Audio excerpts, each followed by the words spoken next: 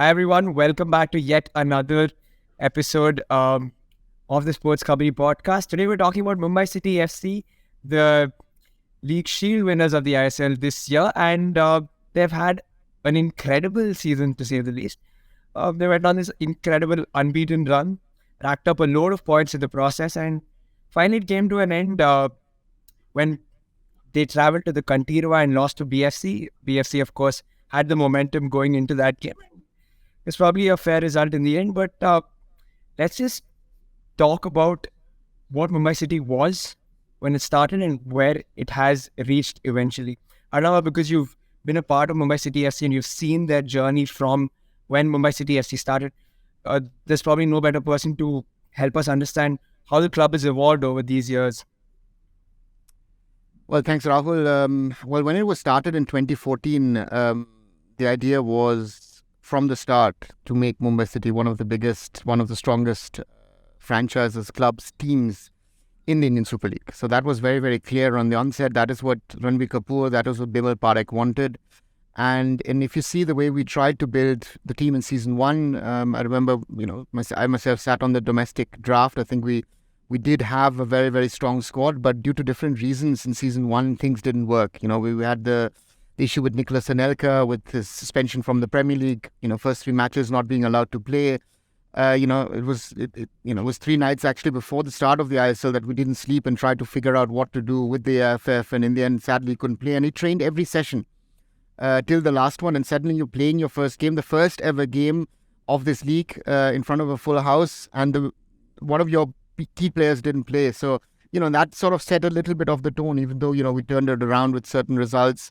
I always remember in season one, the 5-0 win against FC Pune City with the derby, which was really, one of the greatest experiences to have then at the DY Patil Stadium. So, but Mumbai City needed its time to sort of settle down, sort itself out, see what it's done. But even 2014, I had the idea that, we need to look at a strong international partner. I actually went to City Football Group. I went to Manchester City at the time. At the time, they didn't consider us. They didn't think that Mumbai City could be a partner club or become part of the CFG network. They came back 5 years later, and we've seen over the last 2-3 years what the inputs of CFG also, not only on the football field, but also from a commercial standpoint, from an organizational standpoint, from a structural standpoint, which has made Mumbai City really do what it is today. That's why it is, in that way, a very, very strong club and team, and will grow only from here. Samar Arunava mentioned the atmosphere and how electric derbies are. How was it for you as a fan going to these derbies, going to play Pune City FC in the ISL? Derbies were some of my favorite memories, traveling to Pune in the buses with my friends. You're standing there as an 18, 19-year-old, and suddenly you're an adult there because you've been here for a couple of years, you're coordinating people. Just the overall experience, you'll be missing lectures from college just to go to Pune. It sounds very weird to explain it to people, why are you missing a lecture? Because I'm going to Pune for a match. What match is that important to go to Pune for? Any derby. And, so the derbies were one of my favorite experiences. Even the one that we had, the last one that we had in which we lost 2-1. Just the sheer experience of traveling till there and then seeing Adil Khan score one of his greatest goals, and, a small bunch, I guess. But, it was just a brilliant experience. And as a fan, I'll never forget those derbies, especially against Pune. Arunava, Mumbai City is a huge club today, isn't it? It's probably the biggest in India, and we see that not only on the pitch, but off the pitch as well. What do you think has helped Mumbai City reach where it is today? I think one of the factors I mentioned, I think that City Football Group is a majority stakeholder of the club. You're part of one of the strongest sort of football conglomerates in world football. You get the expertise that the City Football Group has, not only, as I said, on football matters, but also commercially, operationally. You're able to access a pool of coaches and players that you normally would not be able to access. If we think about certain players who've come in over the last 3 years, look at, for example, this season, Roston Griffiths would have never ended up at Mumbai City if we were not part of the, and I still say we, that comes out from me automatically. We were part of the City Football Group, or that Des Buckingham has extended his contract despite offers from New Zealand. But we've also seen, of course, Sergio Lobera, after doing the double, that he left, went to China, and is still part of the CFG group. So therefore, we are gaining from that network. I think that's a very strong thing. And you'll also see that, unlike most other franchises, Mumbai City still has certain people within the system who've been there since day one. Kandap is the CEO, who's there in season one operationally. Dr. Sandeep is still there, who was there from day one. One of the masters has been there from day one. So there are certain people, there's a certain stability that the club has had, despite, chops and changes within the squad, within the coaches. And that is, I think, has helped the club to reach a certain level and a certain organizational level. And again, that advantage of also bringing in the right people. I'm very, very happy to see now Sujay Sharma as head of football, someone who I luckily in 2003 actually got into Indian football in my old avatar as heading indianfootball.com. So, you've got the best minds in India and the best international minds coming together. And that has sort of put Mumbai City where it is on the Indian football map. I don't know, just a quick follow-up. Where do you see S. Buckingham's future with Mumbai City FC? Do you think he's going to stay here for a long time, create a legacy, or is this probably like he'll give them enough success in the short term that he's there and move on? See, I'll look at it from two sides. As someone, of course, who's involved in creating Mumbai City, and I see Mumbai City as one of my babies, I would like Des to stay a long time. But I also know that Des Buckingham is a very, very talented manager. So I think he will stay at least another season. But after that, the question is what City Football Group think. Is he someone that they can push on? Does he maybe go to Melbourne? Does he maybe go to New York? Does he maybe go even to a club in Europe? He's someone who's gonna go a long way, I feel. And again, let's finish this season. Let's keep him another year, and I think the City Football Group will then find someone else good enough to come in and potentially replace Des if he does not see out his contract. Samar, how have you taken to Des style of football and just keeping the ball, dominating possession against most teams? Are you enjoying life? Oh, I think I tell all my friends that my life as a Mumbai fan, I think, peaked this season. I don't think it's going to ever get better than this. I've seen the highest of highs and the lowest one that low. Des Buckingham has taken over Mumbai, not just the fans, but even just sort of the cultural, aspect of it. He brings in that the local aspect to any team he goes to. He did that in New Zealand, and now you see behind the scenes, and he does that in Mumbai, which is something that it goes beyond football for me. And just that itself makes me believe in the man so much that when the on-field results look like an 18 game unbeaten run, that there's a proper manager there who's actually not just fit enough to lead you, but is maybe the best in the country right now to lead you in the future. Des, for me, the way he plays this year, the way we've played this year is way more complete and well-rounded than the way we played in our first double season under Lobera. It was a lot of choppiness, there's a lot of scrappy victories, but this season was the one where I can purely say that it was pure domination for a large part of it. So yeah, I think he's changed our life. As someone who goes to the games regularly, how do you feel when you go to the stadium these days, and how is the vibe there, and are you excited when you see the number of fans that turn up for these games? Oh yeah, absolutely. I mean, number of fans have always been a concern. It's always been a sort of topic of something that we don't bring up too often. It's because we try our hardest to always try to make a great atmosphere, and we've been accredited for that a lot as well. If you remember the 80K game, I remember when I came back home, I'm exhausted. I can't even walk straight. But I'm reading the tweets, I'm reading everywhere on social media, and you can see just how the crowd's just blowing up, and every person just talking about what a loud atmosphere Mumbai can create. Maybe one of the loudest this season. Earlier, when you used to go to matches, it was sort of a cloud of doom. Oh, are we going to lose again? Or is it going to be a draw again? If you remember the last game in the just before the COVID season, where we lost in the final day against our former captain scoring against us, Lucian Goyan, and we got knocked out of the top four. So that's the mood that's always been there before. Now that we go into stadium, you always feel this sort of chest up. You walk with a little taller, and you just confident about the atmosphere there. How much of a difference is it for the stands to be closer to the pitch? Does it really help the fans get into the game a lot more? I think it's two ways. I think it's, on one side, it's for the fans good because you're closer to the action. You feel the pulse, and vice versa. Also the players get a feeling of the vibe. And even though, of course, if you look at bigger stadiums, let's say, of experiences in Kochi, that one is just an insane experience in that stadium. I remember when we were in the dressing room and Peter Reid, as the manager, wanted to do a team talk and we couldn't hear each other. We went actually to the middle of the field and then he heard his team talk. That was the only space where you can at least communicate with each other. So therefore there are differences. I think that the good thing is that the stadium has this sort of nice, small, cozy atmosphere, and that makes a difference than all other venues. Most of the stadiums have running tracks around it, so therefore they're quite far away. Again, with an aspect of security, I think most of the stadiums being bigger is actually a good aspect from an Indian standpoint. Look at the things that have happened in Kolkata or recent trouble also in Bangalore and other things. But I think for a city like Mumbai, yes, it works. And I think that fan culture is not built overnight. I think that's something that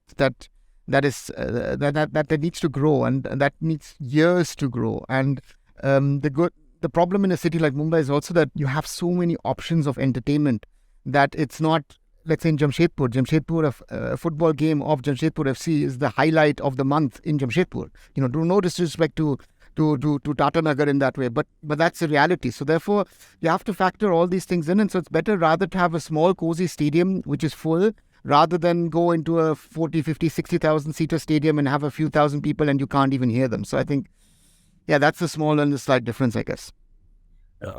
As a BFC fan, I've always preferred going to the Bengaluru football stadium to watch a Super Division game over, watching an ISL game at the Kandivat. And each time we go to these games where the running track is there, we just want to get closer to the action, and it always feels nicer, doesn't it, so much? What is your take on this? I love how close we are to the pitch. It's I think we're the closest in all ISL teams, and it's just a brilliant feeling because you know that you're making an effect. We've had games where like the recent Kerala game at home, there was a point where due to certain troubles in the stand, we were not able to chant, or we were not able to sort of sing along, and you could see it made a difference because Jao sort of came out over to our stand. He's pointing at us and he's asking us to go louder because you can see that we're not as loud as we usually are. So we're making a proper difference. I remember this one story when we were facing Northeast, and Gurjinder, I think, was supposed to take a throw, and one of the fans just shouted, "Oh, Gurjinder!" And he turns around to see who's calling him while he's playing a match. So that's one of my core memories of the Mumbai fans. So I love how close we are to the pitch. It just helps sort of lift the team up. Yeah, Arunava, amazing season for Mumbai City so far. If you had to pick out some key players in this team, particularly the foreigners, who would they be for you? I think all 6 foreigners have contributed. I think that's the biggest strength this season compared to last season, where you had 4 good foreigners and then 2 of them were not that good. I think Des has options. Of course, we have to mention, it doesn't matter who you take. All of them have had their contributions. I mean, you can start at the back, Mutada Fall. You can take Royston Griffiths. Of course, Ahmed Jahu in there. Noguera has had his moments. Greg Stewart is just class. And Jorge Pereira Diaz is just an animal. I mean, that guy, the way he attacks. Remember that through ball from Mehtab Singh. And, that guy just runs actually like a lunatic and runs off the ball, gets it, and then scores those goals. So all of these 6 players have really played their part, and I'm especially happy for Ahmed Jahu and Mutada Fall, because after last season I had my doubts. I speak to people within Mumbai City, or some ex-people of Mumbai City we regularly speak. I spoke actually with someone yesterday, and we were speaking about about the class and the quality that an Ahmed Jahu has, and but also that sort of sometimes this arrogance that he displays on the pitch, and suddenly he loses the ball and, gives away easy chances. So from that perspective, but he's a class player. When he controls, when he gets down to really controlling a game, and therefore, that's most probably Ahmed Jahu would be my top pick this season. So what about yours? Greg Stewart. Look, it's very hard to not bring up Greg Stewart in this, who's been the best player this season. But for me, it's always going to be Jorge Pereira Diaz. It's the influence he's had. He's just a very different kind of striker compared to all the other strikers in the league. He's sort of a new template if you look at him. And for me, I was a bit shocked at the start of the season. I did not think it would work out the way it did. But now when you look at him and you see the sort of pressing intensity and the value he brings to the team, it's so much bigger than just, what he is in individuality. It's just the sum of the parts is, sort of greater. For me, he's been a key player. He's helped Chante become better, I feel, with the link-up plays he's had, and he's made other players around him become so much better. So for me, Jorge Pereira Diaz is my sort of standout player this season. Yes, also quickly touch upon the Indian talent that this Mumbai City FC side has, particularly those wide players, Bipin Singh and Changte. Arunava, do you think the foreigners have improved their game by a huge margin, or was it always there in these young boys? See, Changte I've been following since he's 15. I've seen him in Mizoram. I saw him at the DSK Academy. I helped friends to try and get him to Norway for his trial at Viking Stavanger. And I always thought that, this boy is special, but he's actually not delivering. I think this is the first season. You saw some glimpses in the second half of the season when he joined Mumbai City last year. But I think Changte now is showing what he's capable of. This boy is class apart. And on his day, yes, I think at the moment he is the best Indian player, not only in the league, but, overall. And that influence of training with those players, you see certain things, that techniques, the way he controls the ball, those were his weaknesses. The speed, the running was always there. But you see that he's picked up certain things from Greg Stewart. He's picked up certain things from Jorge Pereira Diaz. I think also sort of, when I also like the way that Apuya is playing, because they learn things from an Ahmed Jahu and from a Naguera, Bipin as well. But I also like the intensity when they come on, Gurkirat, Vikram. Those boys are learning a lot. I look forward to seeing Nikum. I saw him a few times last season for Rajasthan United in the I-League, and I thought, wow, that's real raw talent. So Mumbai City really has this thing about young players. But not only that, I talked about another player who I used to watch at East Bengal quite a lot, and that's Mehtab Singh. What a transformation! I mean, that guy is really, it's just great. It's incredible that you think that this guy has actually literally pushed Rahul Beke out of the centre back position to his old right back position, and Rahul Beke is the captain of the team, so that also speaks about him. So there are multiple players who've really improved. And I said Apuya, much better ball control. His attacking instincts are showing this season as well. So, a lot of these players. But if you have to ask me about that one Indian player, then I would say, yes, it's Lalinzwala Changte. So, same for you? Yeah, 100%. It's really hard not to pick Changte this year, not just because of how much he's improved in terms of output, but just the way he's made the team so much better. I mean, you didn't mention it, that he wasn't performing as well as he should have earlier. I haven't known him ever since he was 15. I've known him from maybe his Chennai days and his Delhi days. But the one thing I see that is the little different is that he's been used a little differently. He's always been used on the left-hand side, wide guy running wide, trying to cross the balls in, and he's good at that. But so are many other wingers in India, This is probably one of his first seasons where he's played regularly on the right and been allowed to cut in, make those inward runs. And I guess when you are Mumbai City FC, you're not going to get a lot of space to run in behind. You're always going to be facing teams that are a little deeper, that are not going to allow you that much space. So that it's just not his pace that's made him better. It's his technical abilities that have improved, that have allowed him to score as many as he has.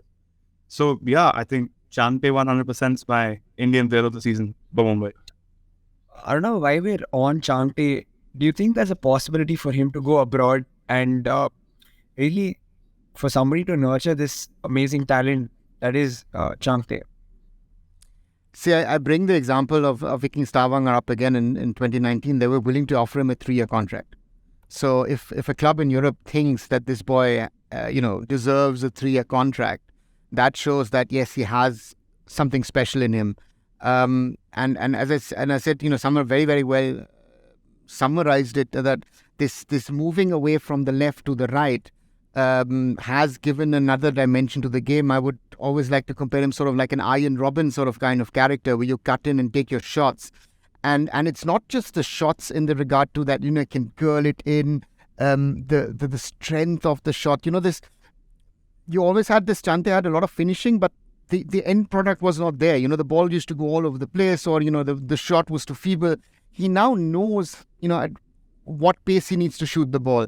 He finds the gaps to the players. That I was talking a little earlier about this Jorge Pereira Diaz, the way he runs. He knows where the guy is. His understanding also with Bipin. And that's really, really great to see. And if the City Football Group, with its plans and ideas to promote not only Mumbai City but also Indian talent, who knows, maybe Changte, Apuya, we could see them in the summer, going at least for a training stint to Europe, maybe even signing for Europe.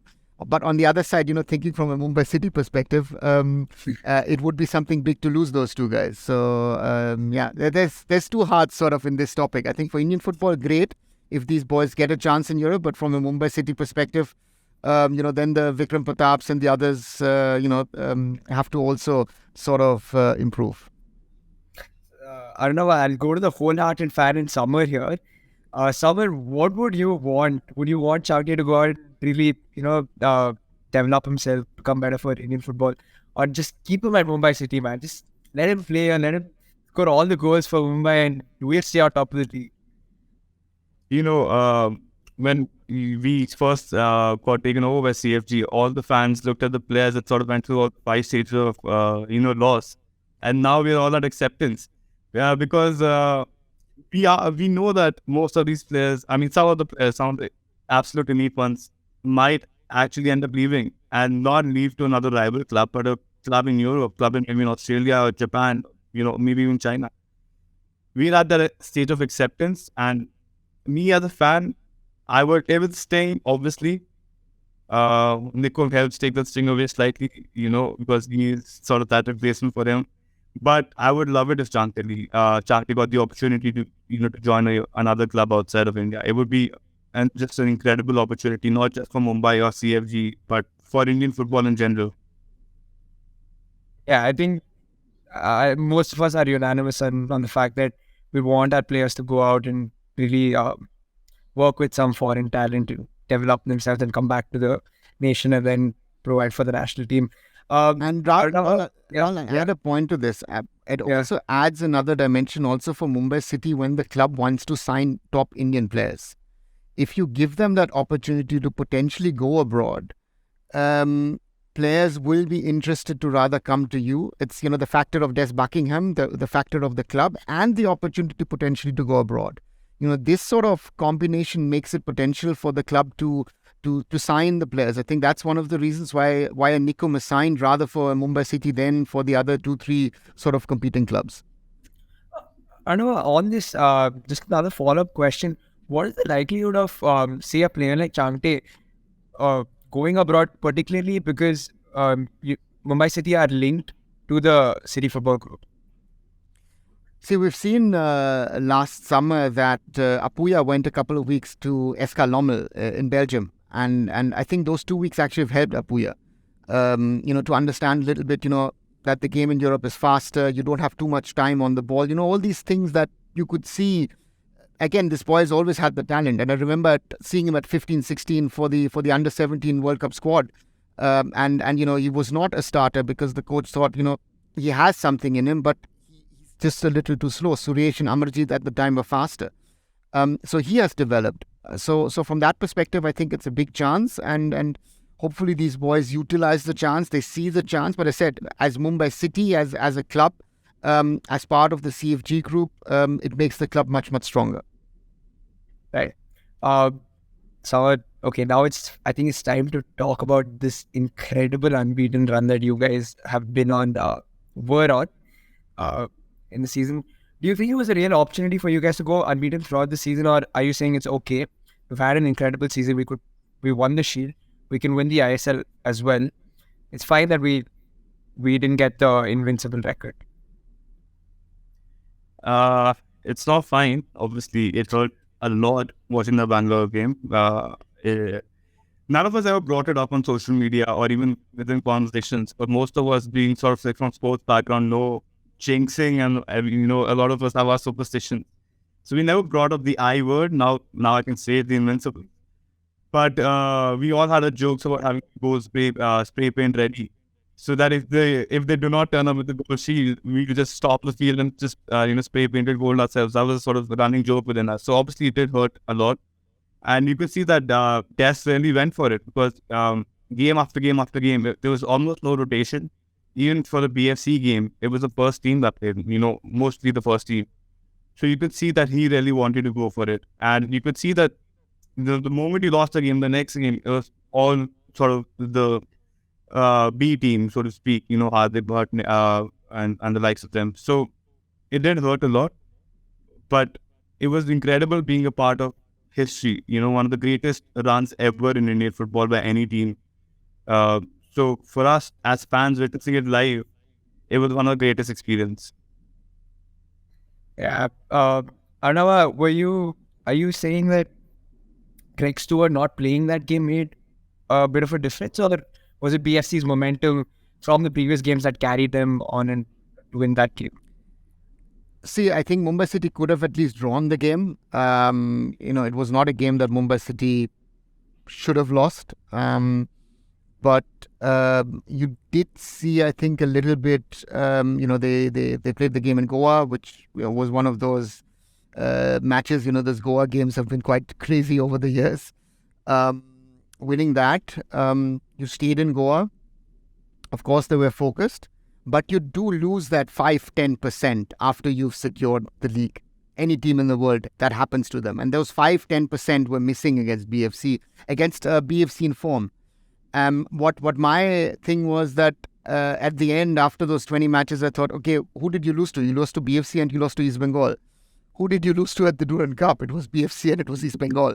So there is something sort of this weird thing in football. There's no logic to it.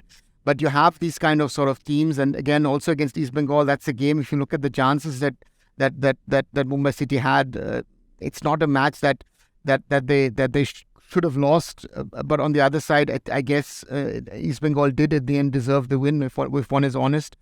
So from that standpoint, it was sad. But on the other side, it's good on the other side for Des because it's sort of, the team has had it now 2 or 3 weeks really to get back to form, get everyone fit again and also to focus. And I think whoever comes, if it's BFC or if it's Blasters, it doesn't matter. Mumbai City will be ready for whoever comes. And I think, they will try to reach their next final.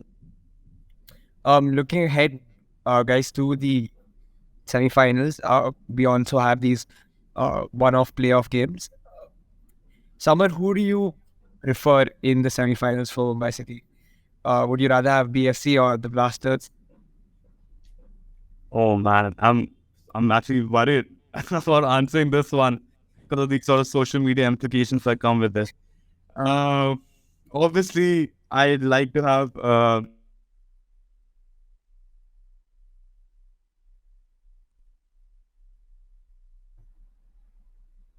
I think we just lost somewhere a little.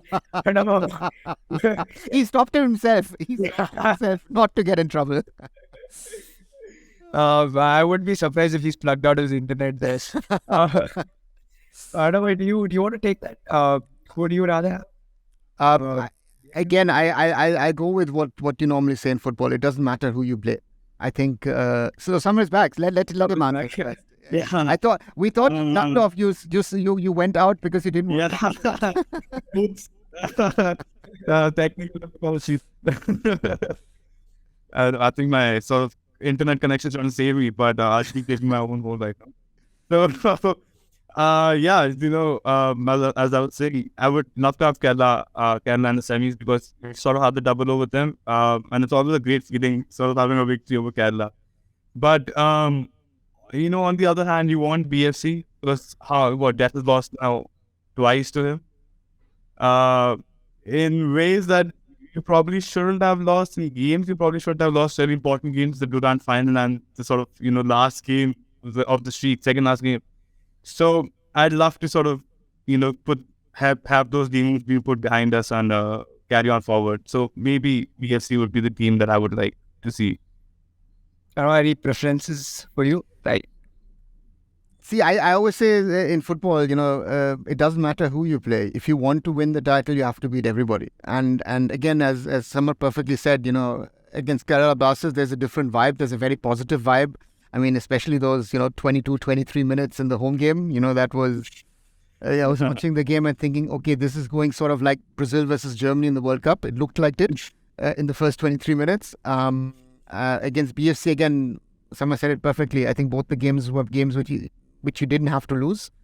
But again, maybe you want to break the jinx. So, yeah, it doesn't matter. Again, if you want to win the double, you have to beat anybody. And I think the Blasters on paper look a little easier at the moment. I think they've not had the momentum on their side, and therefore I think that is certainly a fact. And the other thing is you play the first game at home. I think that's a very, very, very important one. I think that's a huge advantage for Mumbai City, and I think if they can have a good 15-20 minutes at the start to put in 2-3 goals, they could sort out the game quite easily, whoever is coming. And especially the Blasters will be scared. And if you see, Ivan Vukomanovic has said a few things in the last few weeks, which are not typical for him. You realize that he's a little nervous, he's a little tense, and the pressure is getting a little into him. While on the other side, Simon Grayson sort of seemed to have sorted it out. But again, it doesn't matter. If Mumbai City wants to win this, bring him on. I think we spoke about this last week as well when we did a podcast session on BFC. We're just talking about how important momentum is, going into these knockout games and the playoff games. Samar, are you at all fazed by the fact that Mumbai City did not end their league season as well as they wanted to? Yeah, I'm actually a very pessimistic person when it comes to my own team. I'm probably the most pessimistic person. So watching the last two games obviously sort of set it because we had a fall in dip last year, and then the fall became sort of a downhill roll from probably the Everest. It did not end really well for us. So seeing those last two games, and it's not just the last two games, sort of the game before that with JFC, the Jamshedpur game. It wasn't a game that went particularly well for us. Even the certain games before that, you weren't performing at 100%. The Hyderabad draw, the good one is high. It's a good team. So it does worry me a little. Obviously, because you feel you feel much happier if you were on you end the season at a high note, and now you're going, you can carry on this momentum. But if there's any person I know who can bring a team out of slump, the best is probably the best man manager in the league. That's Des. So I have complete faith in him to sort of lift the team's spirits up, bring them back to where they were at the middle part of the season, and hopefully, get out of the slump and start rolling again. Arunava, same question. How much of a part does momentum play in this narrative? On one side, momentum plays certainly a narrative, and earlier matches also play a narrative. But I think, as someone has said, Des can turn it around. I think the players are focused. I think that's the main thing. The good thing I felt in the East Bengal game is that certain players who've had very few to no minutes, we've had a lot of debuts towards the end. Some of the boys got a few minutes in. I think that's good. It's good for the mood in the camp. So overall, I think, also these 2 weeks off, that some of the players went home, went to families, recharged batteries. That's good. All the others are playing through. I think that's the biggest advantage, that whoever you're going to play, BFC and Kerala Blasters had to have no break. They're literally playing through this, not only the 20 games, but this is match 21, and the first semi-final will be the match number 22 for them. So therefore, these small little factors are also an advantage. I think that on the 7th of March, the Mumbai Football Arena will have a very, very good attendance. It will be very, very vocal this way or that way. So I think, as someone said, I think the 12th man factor will be important for the team. And I hope the Mumbai City fans deliver once more, and the team is able to start on a positive note. Those first 15 minutes I think are very, very crucial for Mumbai City. They can set the pace for this whole tie. If they can sort it out in the first 15 minutes. If they can score 2-3 goals, it's done. And that's most probably the aim that does go. And that's that's the question that there is does Mumbai City start off like they've done in the league and really go all out and pace, or do you play tactically and do a wait and watch approach? And that's going to be the interesting one, is how do you do this? That's something, again, we look at the CFG teams. Most of the CFG teams are attacking sides. Pep Guardiola is not someone who says, listen, let's sit back and wait in a tie and we'll see what happens.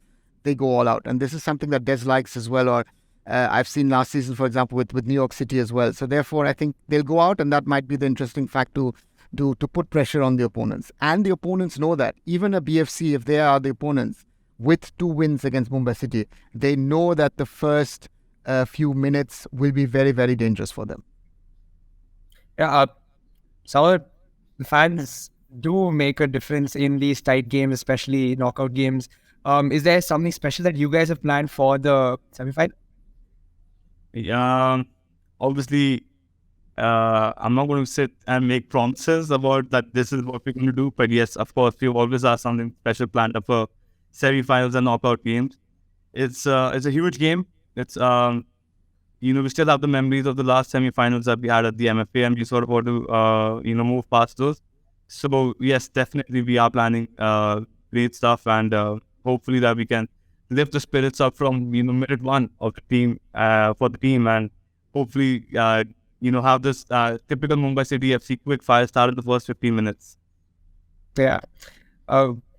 Just before we finish off, guys, Arunava, I just wanted to ask you whether you want Mumbai City to go at these teams, or whether there should be a bit more cautious going into the knockout games. I think Mumbai City this season has been at their best when they really went all out at the start, because the other teams were having problems really handling them. And of course, we've had 2 losses against BFC, but we should not forget that Mumbai City won 4-0 against BFC at home. So anyone coming, and the Blasters also have, again, both teams have had 4-0 defeats at the Mumbai Football Arena, and that will play in their minds, and they will, not saying that they'll be shitting in their pants, but they'll be scared. They'll be scared going into that venue, knowing, and psychology does play a role. And I think that is the biggest chance for Mumbai City. If they play their natural game, all of their players are fit, and they want to win this. I know from some of the players, they want to win this double. There are players who've not won the double, who want to win the double. Other players who've already won the double, who want to win the double. So I think, these first 15 minutes, as I said, they could decide this tie. And if they can get early, not even 1, maybe 2, maybe 3, it's done and dusted. And that's, I think, what Des and the boys will be working on. But they'll also know that if the need be, if you're not getting an early goal, just ensure your defensive setup is all right. That you don't give chances away to the others, because the others can also play football. And if the need be, worst case, you take the match to the second tie. But I think they'll try and sort things out early. So what would you like the approach to be going into this game? Personally, I would not like the approach to change at all. We've been you score 3, we score 4 sort of team the whole season. If we saw the Hyderabad team in the first game, it's the first game of the season, and that's how you play. So there's no point in changing the approach, and I would feel that it's almost counterintuitive to change the approach, especially against a team that you have pressed and won. You won 4-0 against Kerala in the first, we had 3 goals in the first 15-20 minutes. And then BFC, where the pressing was some of the best forward pressing that I've seen from the team, in the first 15-20 minutes. So there's no point in changing the approach. And I would really like to, come hard out of the blocks and go at the teams. There should be no sort of conservatism or, sort of sit back and let's take it to the second tie, because this is the tie you need to win, and you need to win big. So guys, I think that's about it. We've spoken about how Mumbai City have done so far this season, and they're a huge club in Indian football right now. I wish Mumbai City all the best luck going into the rest of the ISL games. But if BFC do make it through to the semi-final, I'll be rooting for my club, and we can probably have a chat before that. But yeah, it's been a pleasure, guys. Thank you so much, Arunava. Thank you so much, Samar. It's been a lot of fun. Hopefully, you can do this again sometime. Yeah, thank you. Thank you so much for having me. So it's an honor to be here in the presence of people like Arunava and even you, Rahul. Thanks, guys. Bye.